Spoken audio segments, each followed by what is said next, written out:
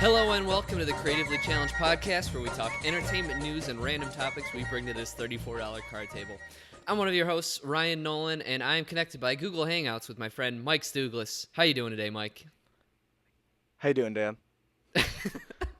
The fire rises, Mike, because we're not reviewing a movie this week, and I was just thinking to myself on the car ride over to your house, I haven't watched The Dark Knight Rises in a long time. So Do you You plan can catch to? it on.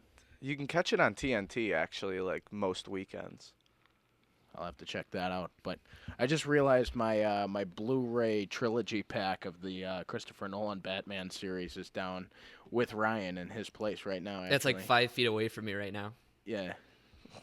I'm going to break it on air right now. I'm going to break each disc. don't do Actually, that. just throw it to him through the computer. Yeah, I'll put it in my Yeah. disk drive, and then it'll just But- like print out of yours. No, you have to say Blue Skidoo we can too, and then you can just hop through. Jesus Christ. Do you remember? Do you remember when we were kids and Blue's Clues made applesauce and it was like dyed blue Yeah.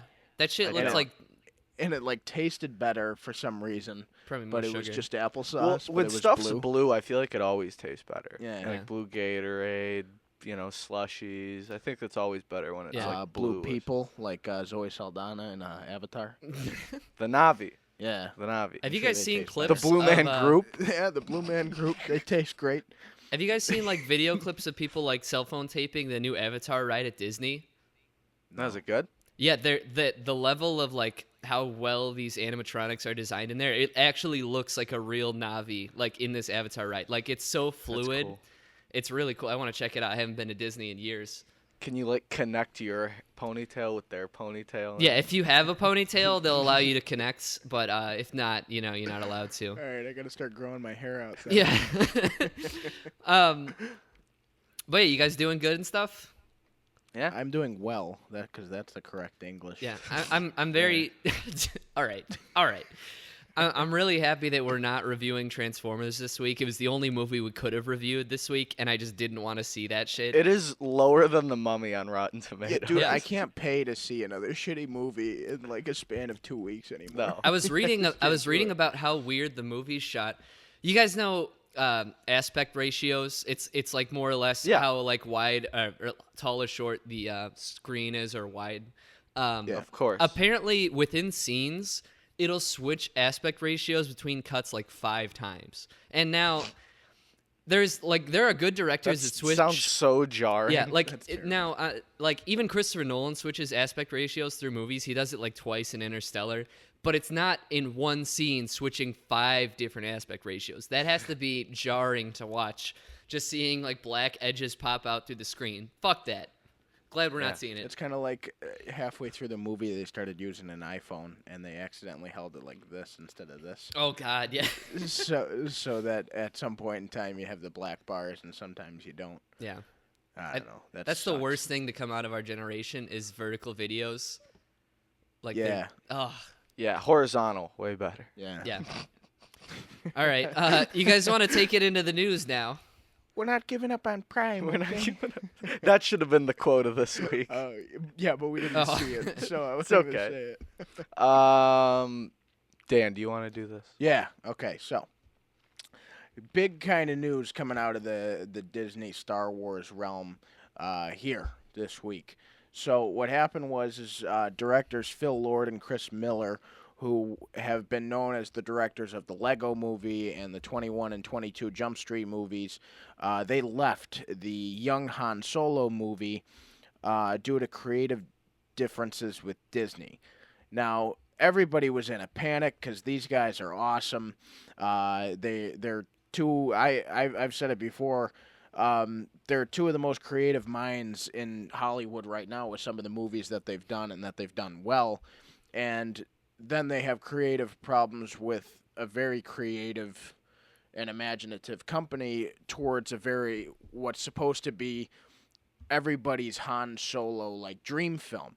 And everybody was panicking and freaking out, but then Ron Howard got the go-ahead to make this film. And Ron Howard's an incredible director. He's done like Apollo 13 and Rush and a lot. He did more, The Grinch. A lot more than that. Yeah, he did The Grinch. I as love well. that movie.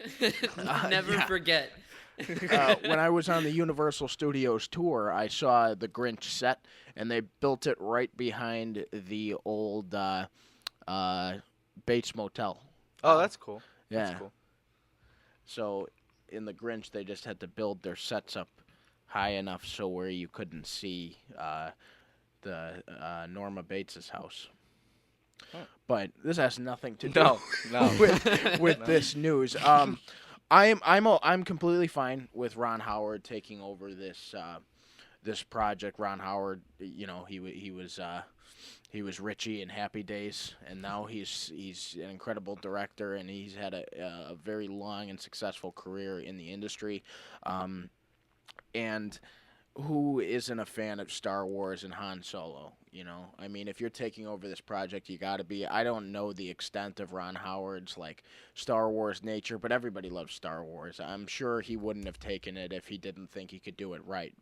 Ron Howard's one of those types of directors, so I'm happy with this. It's kind of unfortunate what happened to Phil Lord and Chris Miller, but you know, I guess that's just the way the industry goes, and you know, we've got ourselves a good director, hopefully on a good film. You know, I mean, it's midway through production, but what do you guys think about this whole thing here? Well, I'm very happy that Ron Howard came in to take over, even though he's not always consistently great. He's a pretty trustworthy director to make a good movie, and I think he was a very good choice, especially to replace Phil Lord and Chris Miller. I just wonder the tone that this movie's going to have, because it's switching directors midway through production, which is never a good thing. So I really wonder if there's going to be like, if you're going to be able to notice significant edits in this movie. That's really what I'm scared of, and I'm disappointed to see Phil Lord and Christopher Miller leave, because obviously we don't know why. It says creative differences, but like I was reading an article about Edgar Wright this week, and he said Marvel wanted to make an Ant-Man movie. They didn't want to make an Edgar Wright movie, and I feel like that might be the same case here. Is like Disney would rather have their vision in the hands of a capable director rather than having the director's vision singularly, if that makes sense. Yeah, I mean, with Disney, you got to kind of think about it's not a one-man deal. There's a lot going on, and you know, there are always going to be people that they hire that says, okay, it's got to be like this. You know, I mean, I don't care who you are as the director. We got to make it this way so it has the magic of Star Wars and Disney all at the same time. I feel like there are people who You know what? This This would make more sense. I feel like Lord and Miller probably wanted Disney to be hands off, and Disney's not going to be that. Like you said, there's just so many people involved, and that's maybe where the creative differences came up. Ryan, what's your take on it? Well, I guess with how far they got, they kind of angered their boss, the producer, Kathleen Kennedy. Her and Lawrence Kasdan had Lawrence Kasdan being the writer of many Star Wars films, great writer. Right. And he's behind this movie as well. And so I guess what the sort of Han Solo movie that Phil Lord and Chris Miller were making was one that was sort of more comedic based and like free improv kind of stuff, and they took big issue with that because they were saying, and even the man who's playing Han Solo, I can't pronounce his last name. Alden Ehrenreich. There you go. He was even saying that it was not really feeling like Han Solo. He's more of a selfish character who's arrogant and just acts out of things for himself, and this was more just he's being funny, in the sort of Phil Lord and Chris Miller way.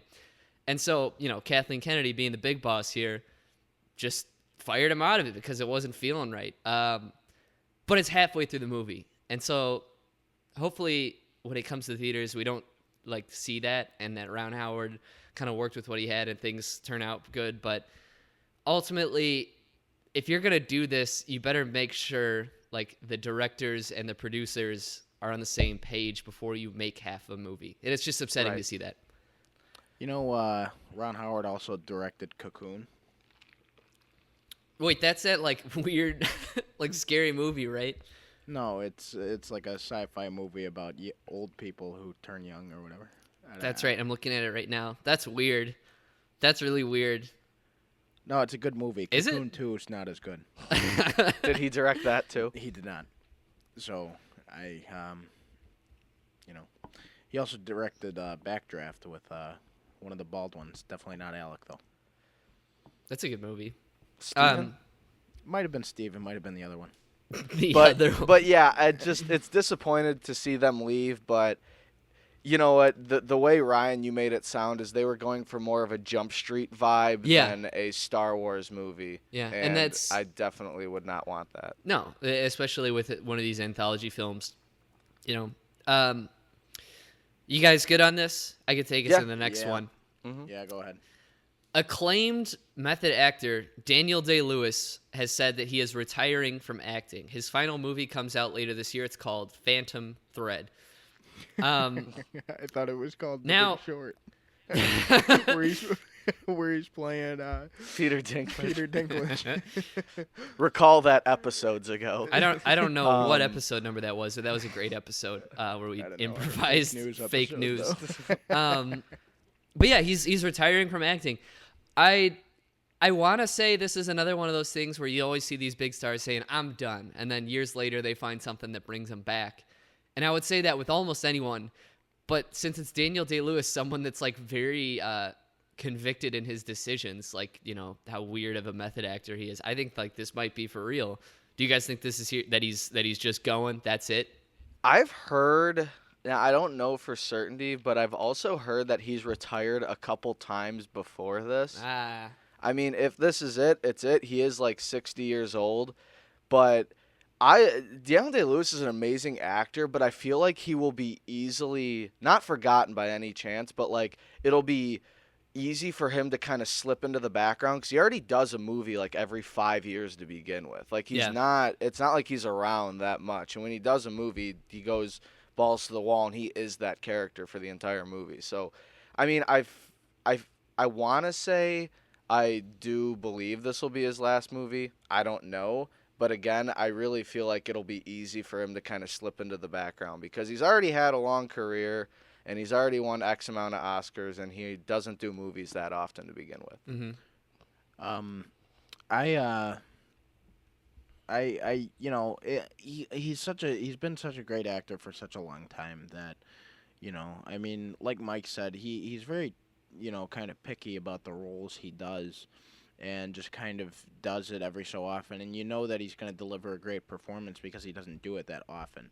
But I guess he's retired several times before, so now he's doing the Michael Jordan, Brett Favre thing, and the Jesus thing. Jesus came back, so maybe that he could come back. But I mean, I don't know. He's already, I mean, he's made such a name for himself that it's like if he wants to retire, then he can type of career. Yeah. I mean, with all the method acting that he's done and putting himself through strain to do roles the way he's done, I mean, he's the only one that knows, like, can I keep doing this? I mean, I'm getting up there in age. Like, should I even keep doing this? Is it worth it? Yeah, like, is it worth it? And, he's won an Oscar, like, He's won 3 Oscars. 3 Oscars. Yeah. So Christ. like he's set. He's Yeah. good. He's good. Yeah. All right. He already goes down in history. Yeah. So I mean, unless they decide to do like Lincoln 2 Electric Boogaloo, then I mean, I'm fine with Daniel Day-Lewis being done. He's had a great career, and if this is for real, then I wish him the best in his retirement. I'm very excited for this Phantom Thread movie. It's a Paul Thomas Anderson's directing it, who they did There Will Be Blood together. But yeah, Ryan, not to cut you off, I just thought that was really cool as well. I already lost my train of thought. I was gonna say I was just gonna kind of continue. Oh, I got it now. I got it. Like, you guys gotta like agree, right? The way he acts, it has to take a lot out of you to become someone else, right? Literally months of shooting. Yeah. He is somebody else. Yeah. Sometimes that can go up to like a year. So I mean, Yeah. Is he Yeah, married? that has to take. Yeah, he is. He said in one of his Oscar speeches, like, my wife has been married to a weird amount of men. Like my wife has been married to some weird men. That's what he said. Yeah, that's got to be like a real strain, like especially if he's playing like a bad guy. Yeah. You know, that would be horrible.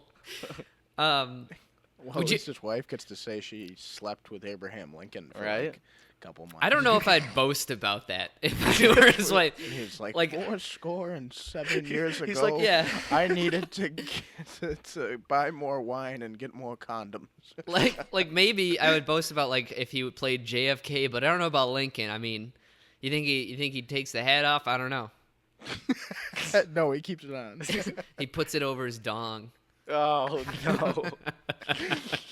They're gonna take an old-timey 1860s photograph where they have to stand there forever. Yeah. I am the president of the United States. Why don't we get into our next story? Who's got that? All right, I got it. Okay. The acclaimed comic, or Ryan, how would you call it? Is it a graphic novel? Graphic novel, comic, Yeah. whatever. It's Watchmen. both. Watchmen, which has already been a movie, is being developed into a TV series by Damon Lindelof, if I'm saying it correctly, Yeah. who has done shows such as Lost and The Leftovers, and it is currently being developed at HBO. Ryan, what do you think of David Lindelof developing a Watchmen TV series? Well, here's something. I haven't watched a lot of Damon Lindelof stuff. I've seen the pilot of Lost. That is it. Unless he's done things that I don't know he's worked on. Apparently, he's done great work on The Leftovers. Being a comic book fan, I like Watchmen a lot. You know, it did a lot for comics. I did not care for the movie, and there's a lot of different questions on what this is going to do for Watchmen. If it's just going to be an exact retelling of the comic, sort of in the vein of the movie, of just but just more spread out. Or here's what some fan theories have been, is that I want to say in the last decade they did another Watchmen series called Before Watchmen, where you got to follow each character in all the events before the comic, and it was horrible. People hate it, but it might be good, you know, if like someone wrote it better, and so like that might be cool. But again, I don't actually want any more Watchmen stuff. It's a huge property, and it's like one of the most praised comics ever. But like, there's only so much you can do, and it actually really is a story that reads better than anything. And maybe a TV series would be the next thing. But The only thing I would say is it covers such a long, like, Watchmen takes place over a few decades. yeah, And a TV series could maybe benefit from that, of like Yeah. telling it each, you know, like maybe a couple seasons of ones when I think it takes place in like the Cold War, is it, or something, when it first happens? Yeah. Maybe. And then it takes place in like current events, and I think they could do a couple seasons with that, but that's where I think they could explore multiple timelines maybe, and it would work better than a movie. But Dan, what do you think? I like know little to none about Watchmen. I know the character Rorschach and his cool face. Yeah, he's the best character by far. And that's kind of all I know. I never got into watching the movie. I knew it was, you know, based off, you know, a well-received comic series, and I just never got into it. You know, I mean, I like Batman and Spider-Man. You know, I'm into those guys, and those guys have done well, kind of. They've been good and bad with Batman and Spider-Man, but you know, I like to see in the modern comic book movie TV show era. I'd like to think Watchmen makes as well as a you know, a jump to a TV series as others have. You know, I mean, I'm kind of surprised, like, you know, Netflix isn't involved, because they've been involved with fucking everything. But I trust HBO, and you know, the thing is, you know, with HBO, and to have the freedom that they have, and with like Game of Thrones coming to an end, like they need to find their new thing. And if they get the right minds on something like Watchmen, that could be the new Sunday night for the entire country or even the entire world. So I, like I said, I don't know much about Watchmen. But maybe this TV show is the bridge into me loving Watchmen. Yeah. Hopefully. Possibly. Yeah, maybe I'm just gonna say again, I don't think it's a story that needs to be told again. But I'm gonna argue, Dan, that the new Sunday night after Game of Thrones goes out will be Westworld. Had a I'm great with first you season. 100% on Holy that, shit, yeah. that's a great show. Go check it out, people. Yeah, but the second season doesn't come out until like 2019, right? Oh shit, really? 2018. Okay. I think it's 2018. They can take their time. But yeah, that show is such a big scope that it takes forever to film. Yeah. But yeah. Anyway, that's it on Watchmen. Yeah. Yep. I'll take the next story. We've been kind of talking about the new Venom movie that's coming out. It's going to be done by Sony that stars Tom Hardy. And it has just been said that Carnage, another Spider-Man villain that's similar to Venom, will in fact be the villain. Any thoughts on this? Isn't Carnage Venom's kid? Yeah, and it's like the alien that takes him over. It's like a substrate of him, yeah. I wonder if they'll do something with like Tom Hardy's kid is Carnage. Oh no, like the kid who is Carnage, it's a guy who's like Southern. It's not. Oh. His name's Cletus something. Oh, that's right. It's that's not right. his kid. That's no. right. I think He's a red guy. Cletus I think Cassius. Carnage is a really cool villain, and I'm actually really excited to see him taken to the big screen finally. Yeah, I think it's cool. I don't want to like say too much because I really don't know who's playing him or anything like that. But telling the story of Venom and Carnage could be really cool because they're so closely tied together. But that's about it. That's about all I got. Venom and Carnage are, iconic Spider-Man villains. And, whether or not this gets involved with, we still don't know. Like, if it's involved in, like, the Disney Avengers universe or not. Yeah, I've heard a couple different stories. I've heard on it if is, and I've heard it isn't. I really don't know what it is. Because I thought the whole Sony Amazing Spider-Man universe was dead. And it could be, or it couldn't be. I don't know, but Venom and Carnage are awesome. Carnage is like a red Venom with like extra arms. It's weird. It's cool, and like he pulsates and stuff. It's pretty nuts. But in the Amazing Spider-Man 2 video game, which is way better than the Amazing Spider-Man 2 movie, Carnage ends up being like the final villain in the game. Yeah. And you fight him in like this sewer for some reason. I don't remember. It was a good game. I'm just still. Sorry. I don't know. I was just gonna go off into a tangent about how I liked Carnage from that game. So, I mean, it'd be cool in a movie, I guess. I don't know. So, Ryan, you probably have a more thought-provoking thought. So Maybe. I mean, let's. I'm just saying, like, I don't want this movie to be made if there's no Spider-Man. He's a Spider-Man villain. A lot of what makes him compelling. Both of them are Spider-Man villains. Yeah, right? Yeah, exactly. And iconic Spider-Man villains. If Sony, if this is like the Amazing Spider-Man universe, and they're trying to continue that universe without Spider-Man in it, then it's stupid. They shouldn't make it. It just needs to be something really like compelling and truly original if they're going to be making something like this, or it's just a completely unapologetic cash grab, and it's seeming that way from the perspective I have on things. But any more thoughts on this, Mike? I have too high of an opinion of Tom Hardy to think he would do a cash grab. Okay, fair point. He could. I'm just saying at Yeah. this point in his career. I mean, like, he could sign on. It's like a good movie, but I'm just saying, it's like the comic book realm in terms of what Spider-Man is now. They worked so fucking hard to get Spider-Man into the Avengers, and now they finally have that. They shouldn't continue a Spider-Man universe if they don't even have Spider-Man. No. like involved at all. So I think we're all on the same page Yeah. there. Yeah. Yeah. All right. Who's got our next story here? David Fincher to direct World War Z sequel. What are your thoughts, Ryan? All right.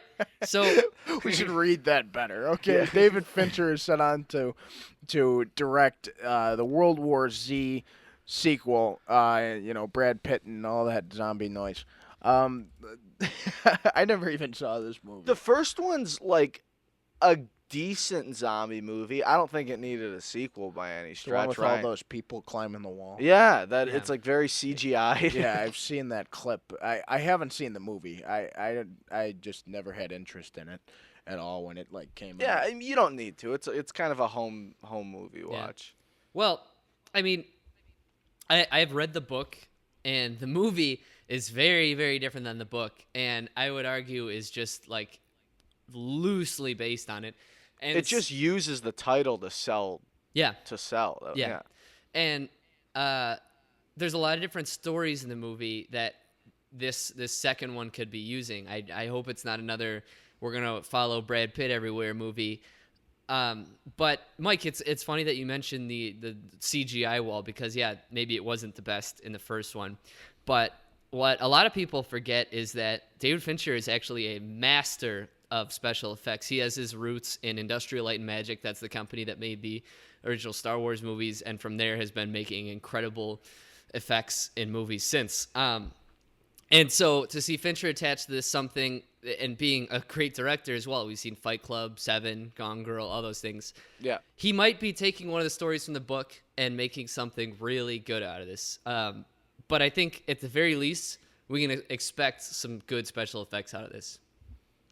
I trust David Fincher 100%. He is one of the I think he's maybe the most underrated director right now, but dude, he's so good. His movies, I don't think since he did Alien 3, which was like his first movie, he hasn't had a miss. His movies Yeah. are always Yeah. they have, he's like, I think the modern day Hitchcock. He does suspense and thrillers so well. Yeah.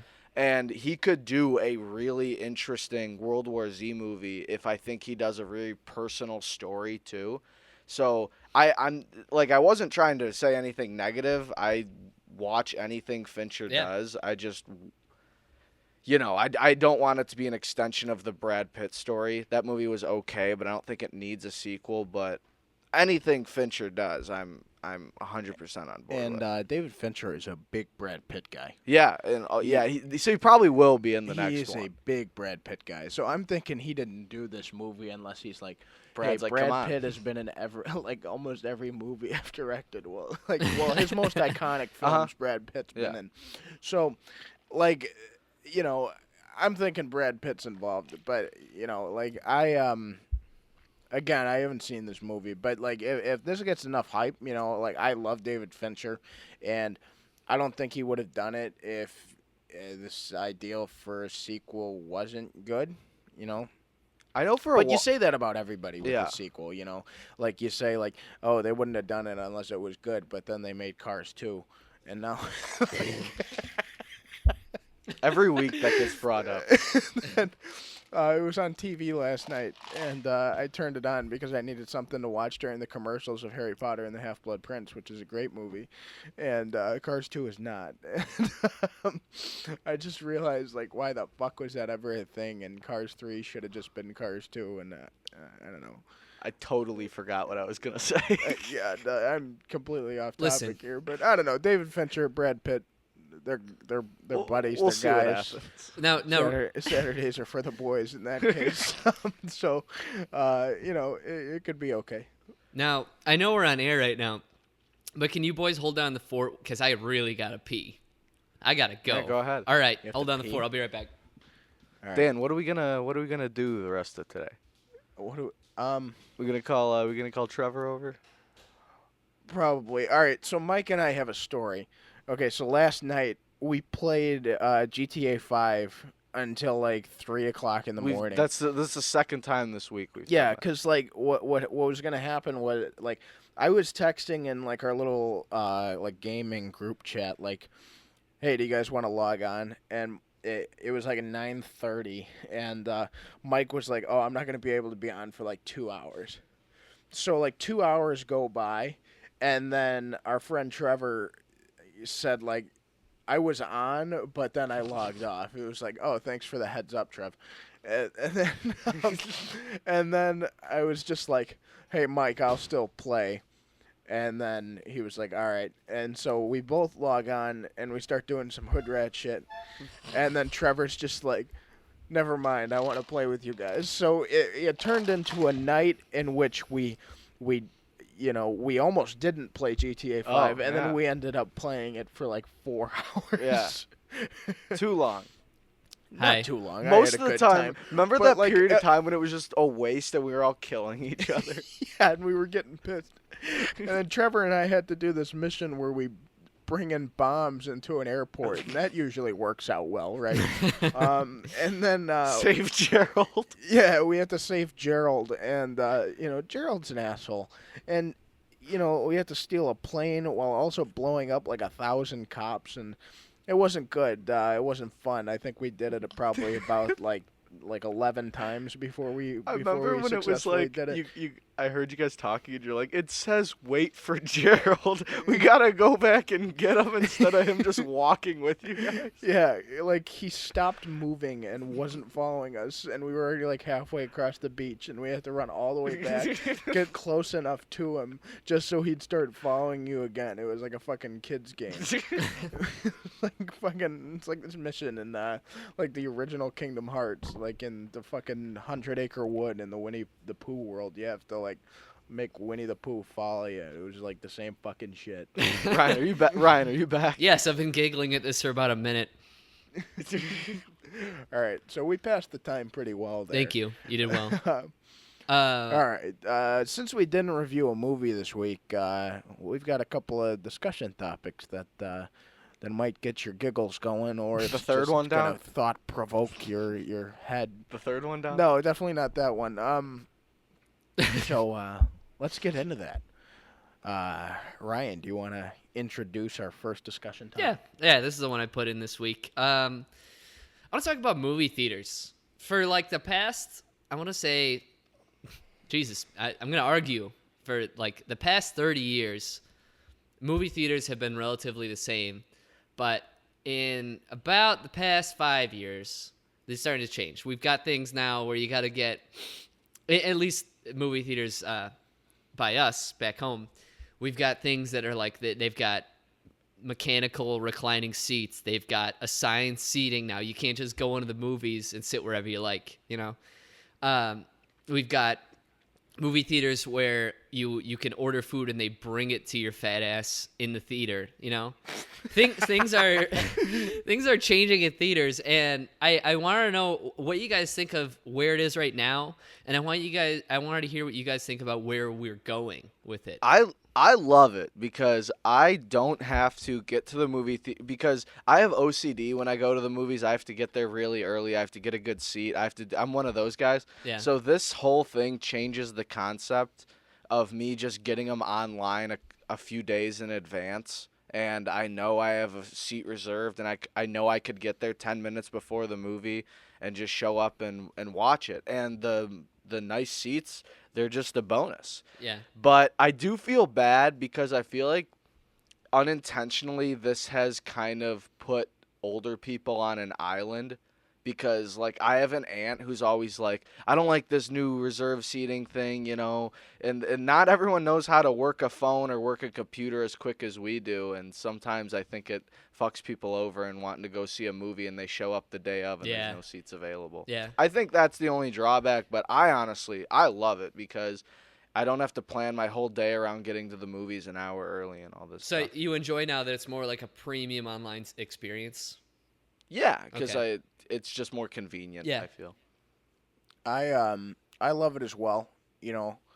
I just love being comfortable at the movie theater. I love being able to sit back and relax, kind of like you've never done before.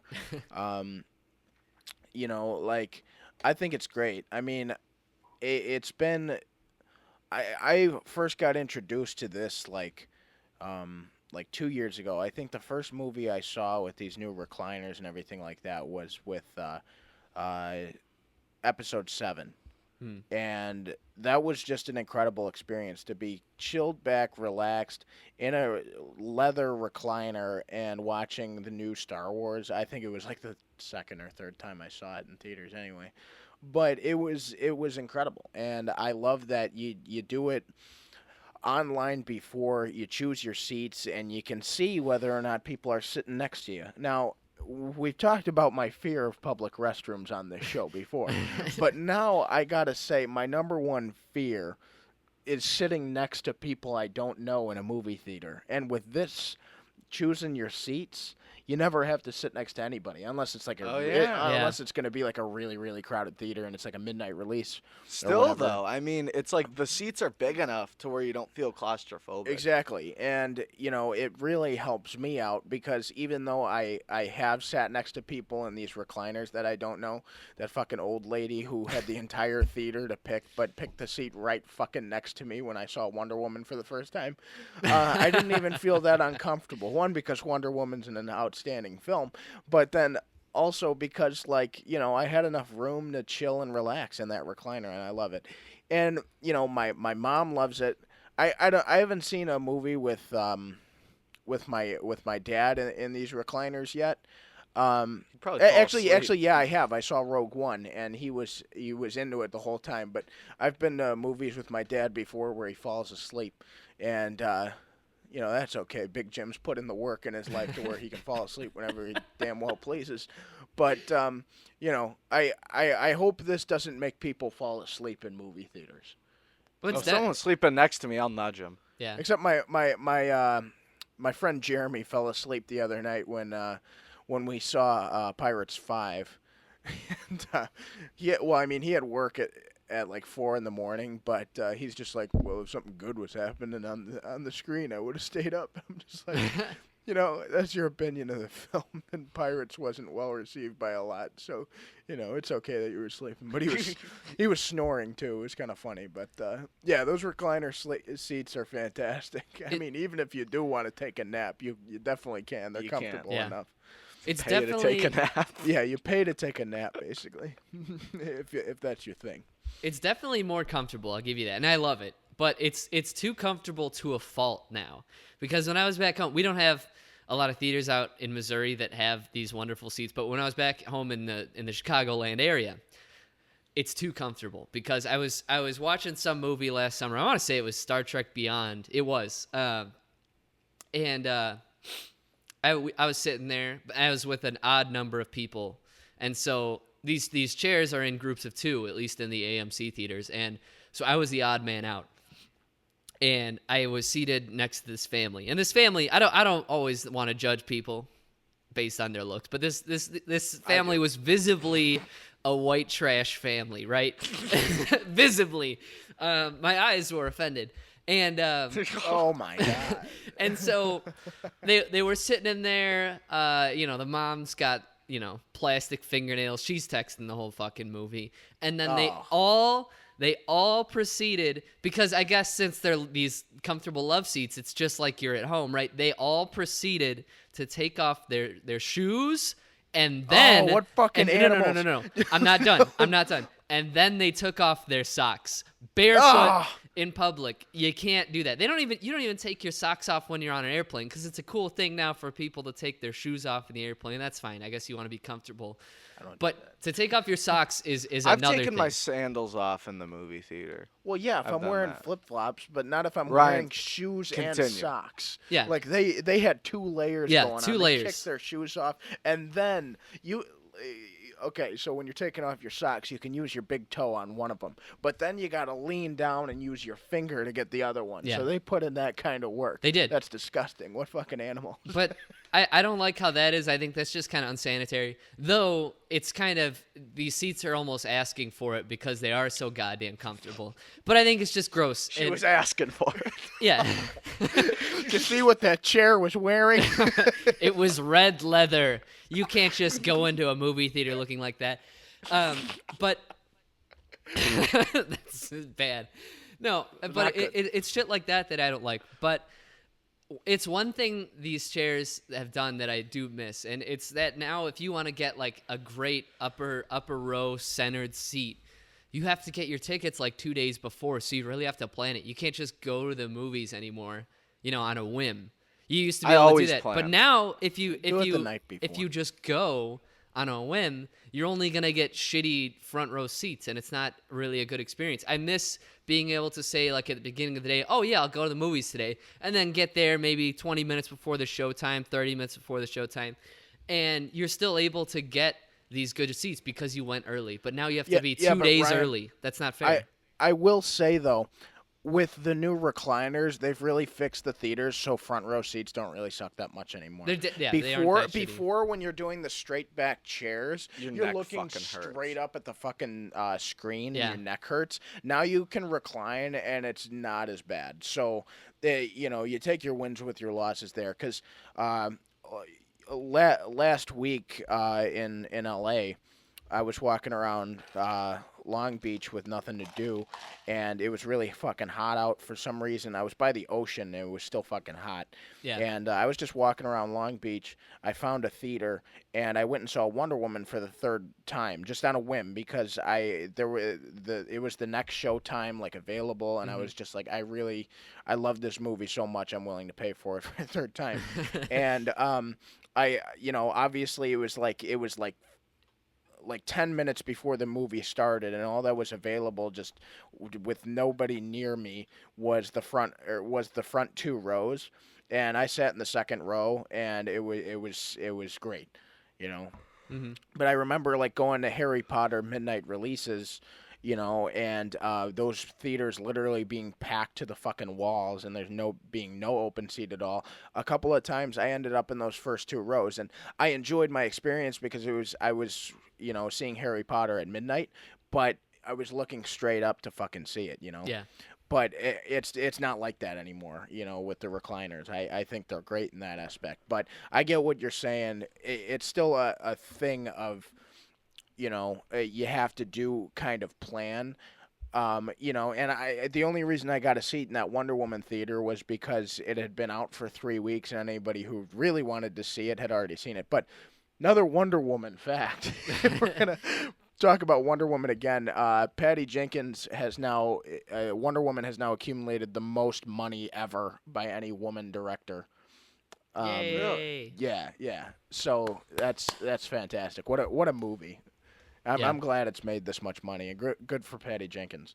But it's a good thing for these theaters. Yeah. these But now seats. there was a second part to this question, in that I wanted to know where you guys think movie theaters are going from here. Are they going to die out? Are they still prosperous? What do you boys think? I don't think they'll ever die out. Okay. I think there's the people like us that really enjoy that experience of getting to see it before other people get, well, maybe not that so much, but just getting to see it so early. Personally, I hate having to wait to see a movie on DVD, Yeah.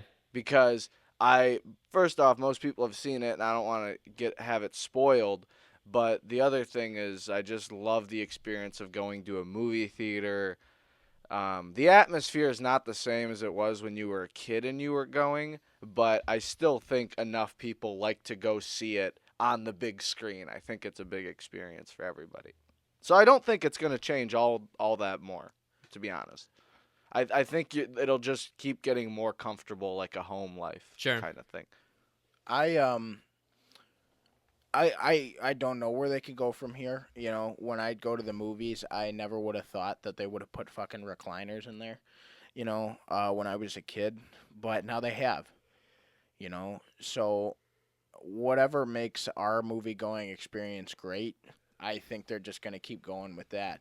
And, drinks are still like a fucking arm and a leg.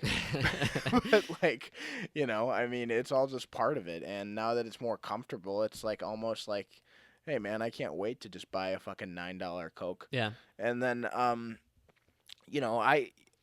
obviously every movie theater hasn't adapted to these recliners because, our theater down in Missouri doesn't have them.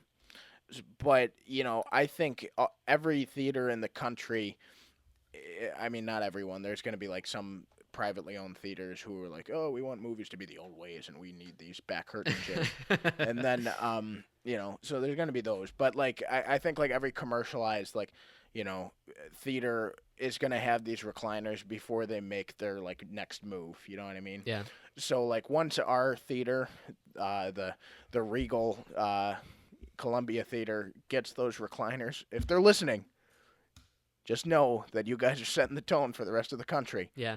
That once they get recliners, then somebody's going to make a move about like what they can do next to make theaters crazy. Maybe they make them like those theme park 4D rides, where like they can put smells and shit into the theater. Like I'd go pay and see all the Harry Like Potter. two people are like hooking up and you can smell it. Oh God. Yeah, yeah. And then like I'd go pay to see Harry Potter again, if like they pumped like smells of like the feast inside of the theater, like when there's a feast going on in Hogwarts, Or the feces no. of the bathroom when the troll's in there. Oh yeah, sure.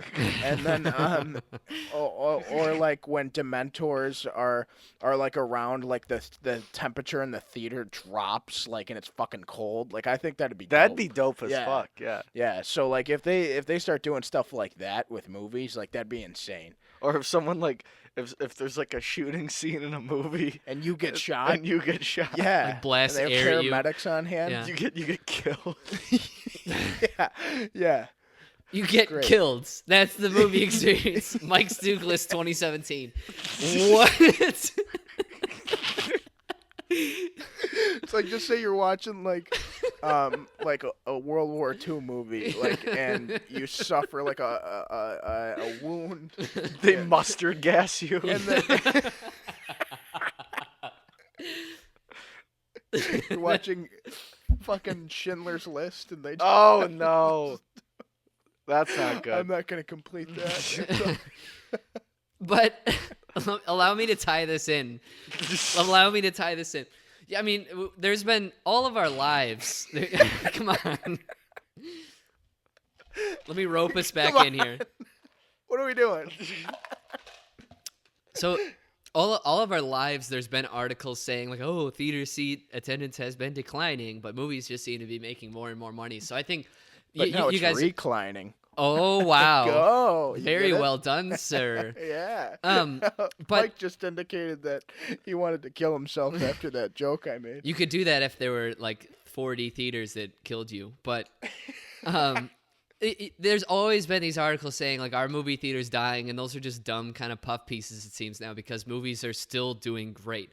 But one of the future innovations that I've been reading about that I actually am really excited about is they're doing more and more research. These big theater companies, they're doing big research on possible subscription services. Meaning, say you pay $30 a month and you get to see unlimited movies or X amount of movies. So say I give them $30, I have a card now where I just swipe into the movies and I'm able to just go and see whatever I want. I really like the sound of that. As someone that goes to the movies a lot, I would definitely throw down $30 and go be able to see whatever I want. I'd definitely That give would them the money. save me money because Yeah. I that would save me like, a few bucks a month. Yeah, because, I mean, in reality at the movies, I mean, guys like us who go and see a movie every week, I mean, with like, say you buy snacks and drinks at the movie, let's just say on average the movie's like $10. Mm-hmm. You're paying like whatever 15 times 4 is. Yeah. Whatever that is. 60? Math. Yeah. Yeah. So, like, That took a second to sink in. I'm like, he really just said that. I'm not. We are helpless. I'm not a math guy. I'm not a math guy. I wasn't able to do that in my head. But 60, right? Is it paying 30 instead of 60? It's kind of hung. Yeah. That'd be Actually, great. it's not kind of hung. It's pretty hung. It's well hung. Yeah, like I think not that would be the price of just kind of ballparking there, but that'd be such a smart thing for them to do. I feel like a thing like that would be around 60, actually. yeah, definitely would still pay it, but like that's a great way to I don't know. even we'll if see. people aren't showing up, that's a great way to secure in revenue, and if movie theaters could do that, that'd be pretty hung. Just saying, Regal Columbia, please hit us up with that. Yeah, if they did that, 5 out of 5 Goldblums. Definitely. We're using the scale. We're even using though the we're scale. not reviewing a movie. Goldblums. Where do you guys? Jurassic Park. What's the direction you guys want to see the movie theaters go in? If you have anything more on this. Right. What? Oh my God! You're on fire today, Dan. Thanks, Ryan. You're in rare I'd form. say I really like I said, I don't think it's gonna do much more changing, and I'm fine where it's at right now. So I just think I wish the I wish the Marcus Theater in Orland Park, Illinois, brought back Mountain Dew Code Red instead of now Pepsi has freestyle machines like Coke does, and you can't get Mountain Dew Code Red. You can do Mountain Dew with cherry in there, like cherry flavoring, and it's just Ryan, what do you think of the Ryan? What was that last question you asked? Do you want it to keep evolving, or do you want it to just stay the same? I mean, I've adapted to the problem I have with the pre-selected seating, but I think that's all I really could ask for with movies is maybe the subscription service. Again, we never predicted there would be mechanical reclining seats. I think one thing that theaters for decades have not been able to solve is the mystery of why the floors are always sticky. And if we could get to the bottom of that and solve it, that'd be great. I think that would be great for the future of movies. I know why the floors are sticky. Well, it's That's because of that not 4D why. experience, huh? That's not why. Maybe. I mean, maybe, but like not majority of the time. I'll chalk it up as a maybe. 50-50. Yeah, it either is or it isn't. So yeah, you're right. All right. All right. But that's all I got. All right. All right. Jesus. Moving in to our last topic. We really got off the rails on that we one. did. What? All right. If you guys could write and direct your own dream movie, what would it be about? What genre would it be? And who would it I put something into our Google Doc that's not appropriate, but that's the unexpected laughter. I'll just say that. All right, if you guys could write and direct your own dream movie, what would it be? What would it be about? What genre would it be, and who would it star? Ryan, I'll go to you. I'll defer to you to start this. Okay. So when we first started talking about what this topic was going to be, I was kind of struggling to find a topic, and what I came up with was like any movie that really kind of interests me is something that it's a movie that like answers questions that we have. It's a movie that it's about things we've always wondered. That this movie can kind of maybe venture into, maybe not explain it, but just kind of like give us a little more insight into it. And so one thing I've always wondered about that I would really want to see in a movie is that of the D.B. Cooper mystery. Have you guys ever heard of this? No, explain to me. Okay, so there was this in the 1971. There was this flight that was going over around Oregon and Washington, and there's this man named D.B. Cooper, and he hijacked the plane. Oh, I have heard of Yeah. this guy, and they're still looking for him Yeah. or whatever. Well, you he know. had a ton of money. Hey, why don't you let Yeah, me a ton finish of the money. fucking Hey, story, hey, Dan? I'm explaining it now.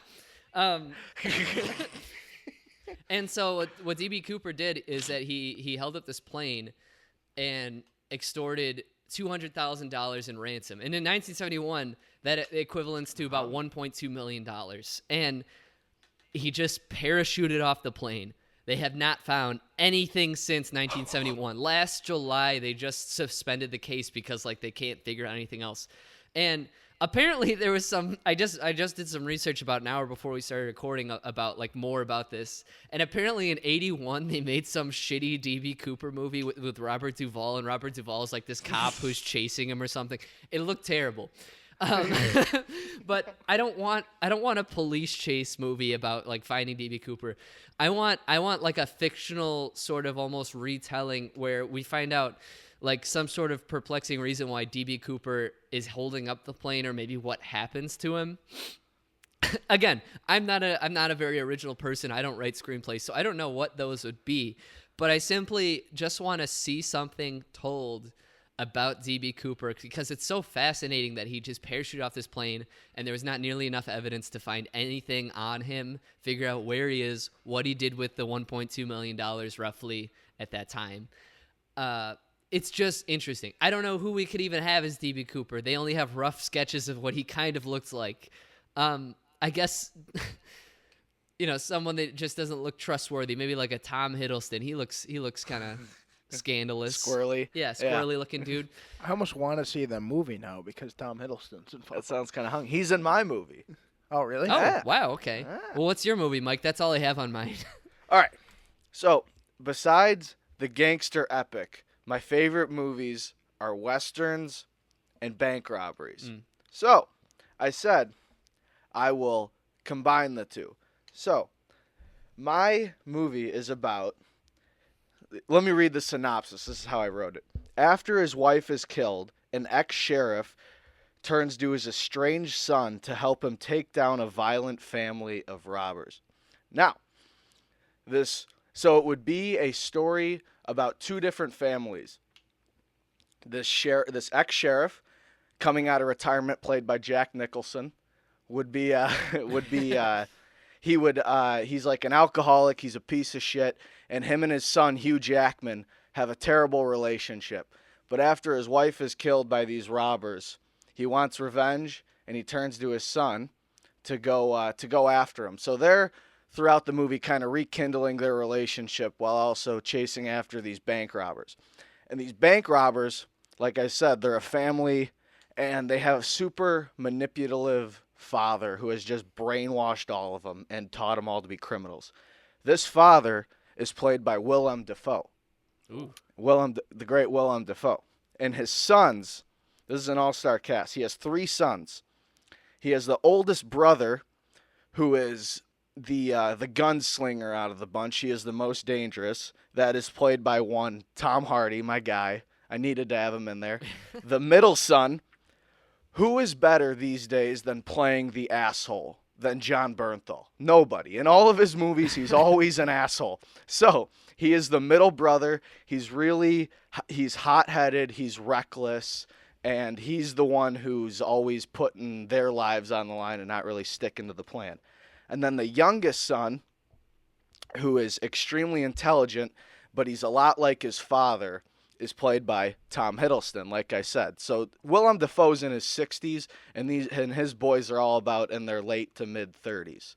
And their relationship is very strong at the beginning, and they all follow their father.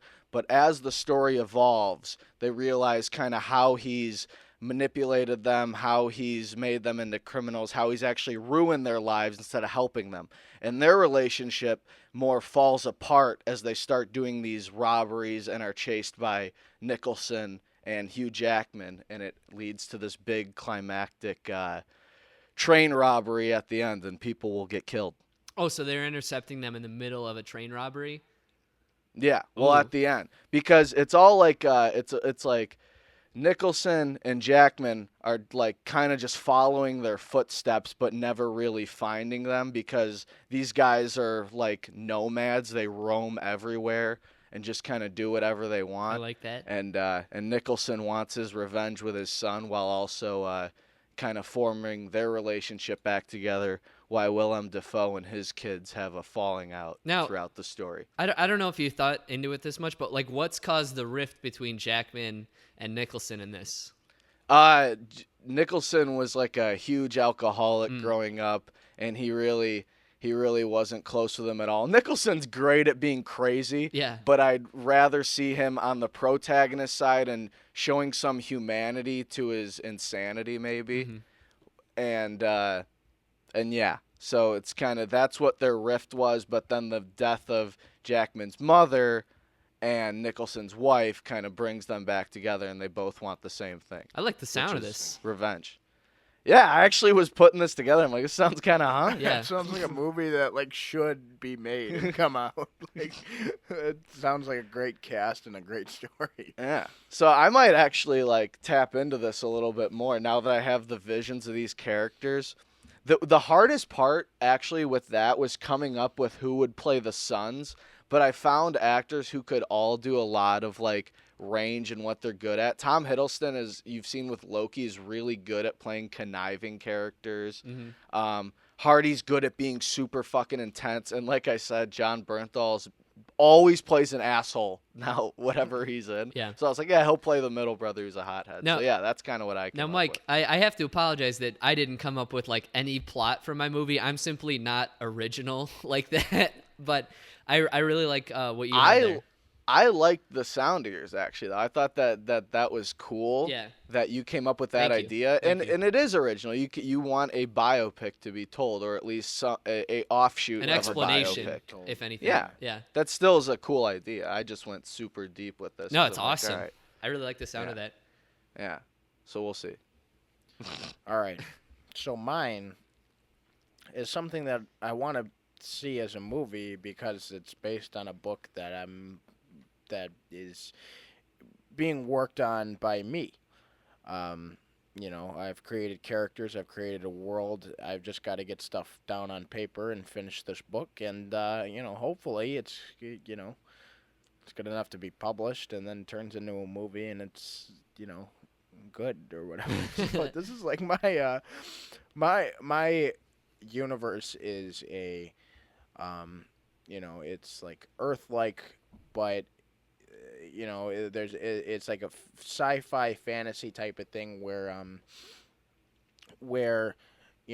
like cars and machines and flying planes. They're not planes, they're spaceships or whatever. But they're not spaceships. I don't know what they're called yet. But they exist, but people still fight with like swords and arrows and like fucking flaming balls and crazy stuff and like lances.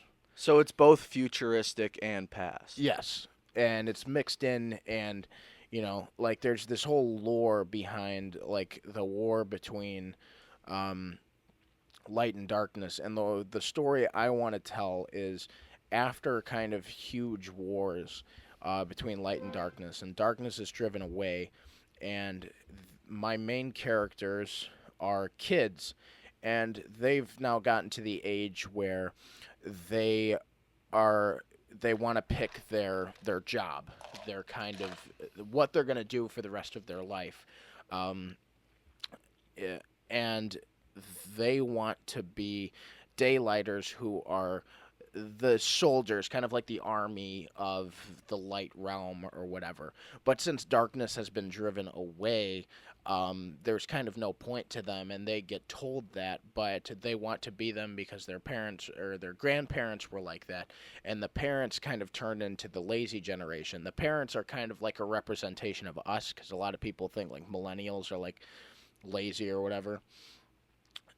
So it's kind of like a social commentary of what's yet to become, almost. But so obviously darkness is gonna like come back. I mean, that's just how the story. Does darkness have a place, or is it just Yes, somewhere? darkness has its own realm, but it was driven down to where it's been sealed, and there's no way that it can come back unless somebody releases them who is like related to the darkness, and it's somebody who you wouldn't expect it to be, but that's going to be the villain. But I haven't given a lot of thought of who would play in this movie. Obviously, with a cast of young people, they have to be like brand new. They've got to be kids who embody the roles and can be recognized as them for the rest of their lives. Have you thought about like a Tom Holland or someone like? If you could do it today. Of course, but like even so, I think I'd want somebody who hasn't been in anything before. Okay. And if not, like maybe like a stage play, and he's like a kid. But in terms of like the adults, I want iconic actors. I want guys who, can fit the roles and, be great in terms of letting the kids kind of dominate the story but still have a significant impact on what it is. So Uncle Epic, who kind of raises the main character Zach after his father was killed. I want him to be played by Leonardo DiCaprio. I thought it would be Tom Hanks. Nah. Tom Hanks. Too old? Tom Hanks is Tom Hanks is actually his father, Leon, who was killed. But Okay. there are a good amount of flashbacks and whatnot to where Tom Hanks gets his screen time. But even that, it's not Tom Hanks' story, so he's fine with doing that. He gets his buck. Varys, who is the grandfather, who helped drive away the darkness, he is played by Liam Neeson. Ooh. Those are some Yeah. heavy hitters. Yeah. Priscus, who is the uncle, but he's a piece of shit. So is he the brother to Leonardo DiCaprio? He's the father of Leonardo DiCaprio, and the uncle of Tom Hanks. Okay. He is played by Robert De Niro because he can be a piece of shit, kind of. Yeah. Deer Hunter. Yeah. Uh, PTSD. yeah. Lady Luciana, who plays a big part in helping seal the darkness and being like the old light of the world, who gives up all of her strength to make sure the world is light and there is no darkness. I don't know who she's played by. You know, I Kate don't know. Blanchett. Yeah, basically. Yeah, basically. Now, now But maybe I don't know. I got a question. Yeah. How did you come up with a lot of these names? Just Latin? looking into Latin and Latin roots and just kind of like looking at like Uncle Epic, his full name is Epictetus Arcanus. Okay. And like Epictetus is a philosopher from Greek times. I think he's like a cynic. Mm-hmm. You know, and I when I first came up with character names, I looked into, you know, Latin roots, and I looked into Greek philosophers and, you know, gods and everything like that, so I can come up with names that represent the character, but also represent what that god is like kind of known for at the same time. So it's you know, it's a skeleton right now, but it's something that I'm proud of. And once it gets going, then I hope it's something that I can, you know, create a sphere and go from start to finish. I like the amount of detail you have in that. There's a lot to go with there. Obviously, you got to fill in the missing parts, but pen to paper always fixes that. Yeah, definitely. Now, what inspired you to start writing the story?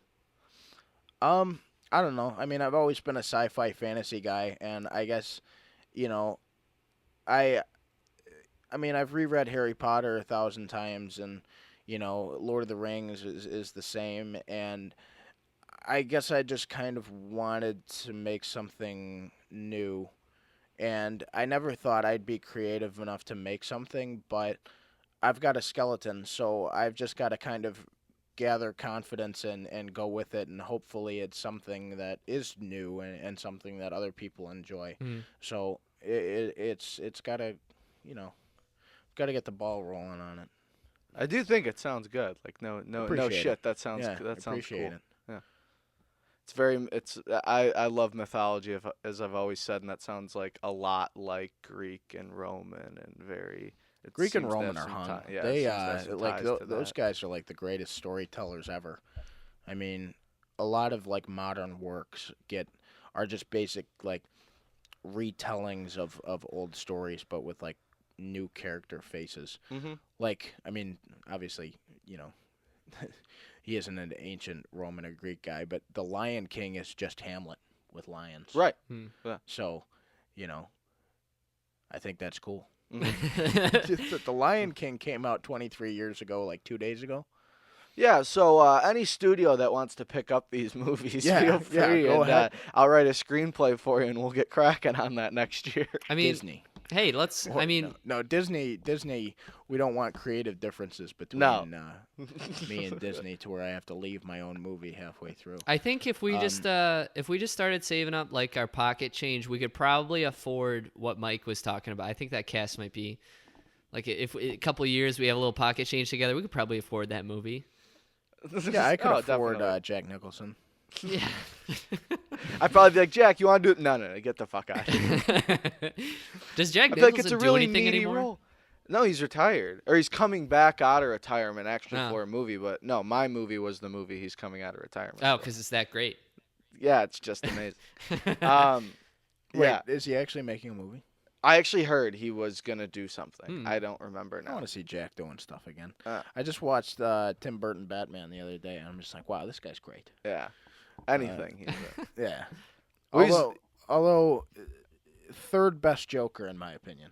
To Hamill second. Hamill from the animated series and all that, I'd have to put second just because he's so, he's the voice of the Joker. Uh-huh. And then one is obviously Ledger. I'm like Well, Oop. oh. I had a little bit more on 1989 Batman. I'm like the only person that hates on that movie because I just couldn't stand it. Like the moment they just kept playing Prince songs, I'm like, all right, I'm done. I can't do this shit. The Joker's like dancing around to it. That is all. Mike, you were saying? No, I was saying, is that all we got? That's all I That got. was Yeah. Yeah. That's it. I agree. It's very 80s, but I mean, it like was the Batman movie until Dark Knight came out. Yeah. There's good things about it. I just, there's problems, but Yeah, like Kim Basinger. How do you pronounce her last Bassinger, I think. name? Bassinger. Yeah. And then Jim Gordon's like a fat guy. But then Isn't Carl Weathers Harvey Dent? no, Billy D. Williams. is Yeah. Harvey Billy Dent. D. Williams. And I always mix them up. And he never got to be Two-Face in it until Lego Batman came out last And year he or was- earlier yeah. this year, whenever it came out, and they let Billy D. be Harvey Dent / Two-Face in that because he never got to actually be Two-Face in a Batman movie. That's funny. All right. So those are fun facts about Batman. And that is this week's podcast. Remember to rate and subscribe to us on iTunes. Please subscribe and like our YouTube channel as well. We're going to have links for all that in the description. Please check us out on Twitter and Facebook. We are hungry for likes and followers and all that. Just, give us a look. Again, that's going to be in the description. Any final thoughts before I close this out this week, gentlemen? Nope, love you guys. Baby Driver next week. Oh, yeah. That's going to It's be a good hype. one. Yeah. It's hype. Yeah. All right. But yeah, we'll be here launching on next Monday. Check us out every Monday morning. We're going to be uploading on YouTube, SoundCloud, and iTunes. And as always, thank you for listening. Bye. What if God was one of us?